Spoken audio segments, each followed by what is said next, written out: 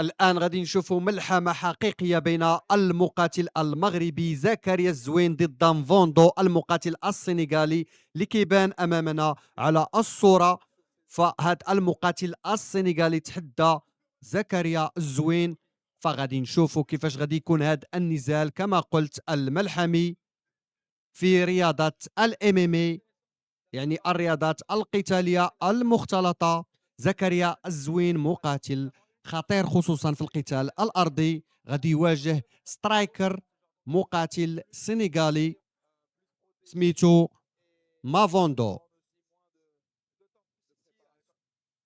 أو عفوا مفوندو، ديليان مفوندو. هذا هو الاسم الكامل لهذا المقاتل، وهذا هو الدخول ديال الأسد المغربي صاحب 20 سنة فقط. فتخيلوا معايا مقاتل عنده 20 سنة فقط كيمتلك وكيمتاز بمهارات رائعة جدا في القتال الأرضي. فكنتمنى له أكيد التوفيق في جميع نزالاته، وكنتمنى منكم أنكم تشجعوه، أنكم تبارطاجيو هذا الفيديو، يعني باش يوصل الكثير والكثير من المشجعين المغاربة اللي كيشجعوا دائما الأبطال ديالنا في جميع المناسبات وفي جل المحافل الدولية.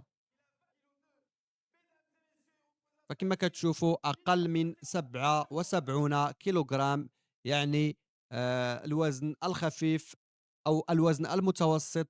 فالمقاتل المغربي عنده متر و81 سنتيمتر مقابل متر و83 للمقاتل السنغالي. أما العمر فالمقاتل المغربي فقط عنده 20 سنة مقابل 28 للمقاتل السنغالي.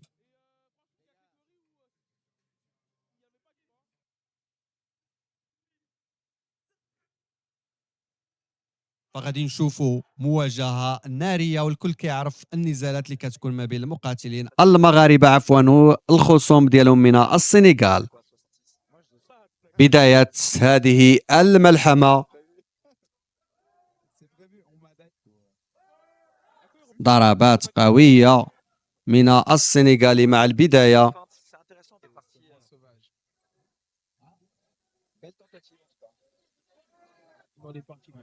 ضربه تحت الحزام.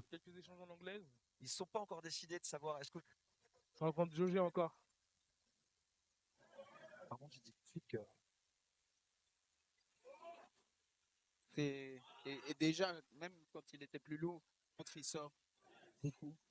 Et là, c'est pareil, d'entrée, sortir, fixe. نزال يحبس الأنفاس، ممنوع الخطأ في هذا النزال.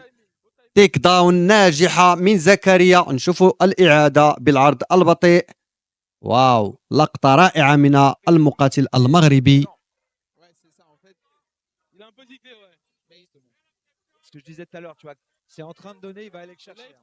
يحاول يعني يثبت المقاتل مفوندو.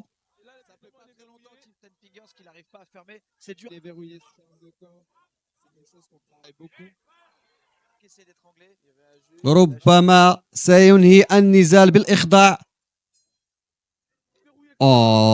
المقاتل مفوندو كان محظوظا بما فيه الكفاية، لأن الجولة الأولى انتهت. شاهد معي هذه اللقطة الرائعة. صراحة المقاتل زكريا الزوين كما قلت يستحق كل التشجيع والتقدير، لأنه في البدايات ديال المسيرة ديالو. فغادي نشوفوا الجولة الثانية، هل سيغير المقاتل السنغالي من طريقة لعبه، خصوصا أنه كان يعني متخلفا ضد زكريا. فكيحاول أنه يحاصر زكريا على جنبات الأوكتاغون، لكن أكيد أن المقاتل المغربي رائع في القتال الأرضي. شاهدوا معي هذه اللقطة، لقطة رائعة من الزوين، اسم على مسمى. واو.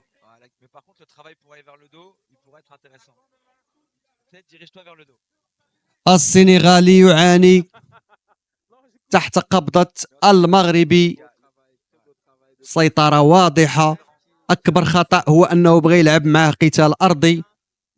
واو واو واو واو، لقطة رائعة جدا من زكريا الزوين صاحب 20 سنة فقط. شوف شوف شوف شوف شوف. واو. نعم نعم، استسلام المقاتل السنغالي. هكذا استطاع زكريا الزوين الفوز بالإخضاع. صراحة مقاتل رائع جدا، أينما حل وارتحل يحمل العلم المغربي. المغرب أرض الجبال والرجال. فتبارك الله، يعني مقاتل كما قلت باقي صغير في السن، وباقي إن شاء الله غادي يعطي المزيد والمزيد في قادم نزالاته.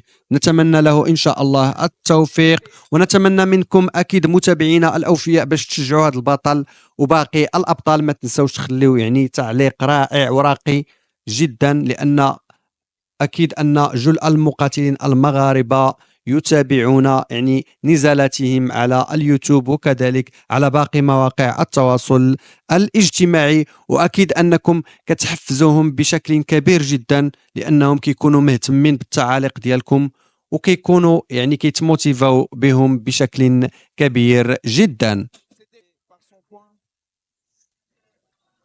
ما شاء الله.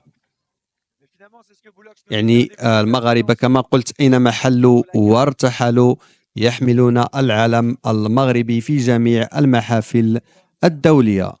شوف ما هي هذه اللقطات الرائعة.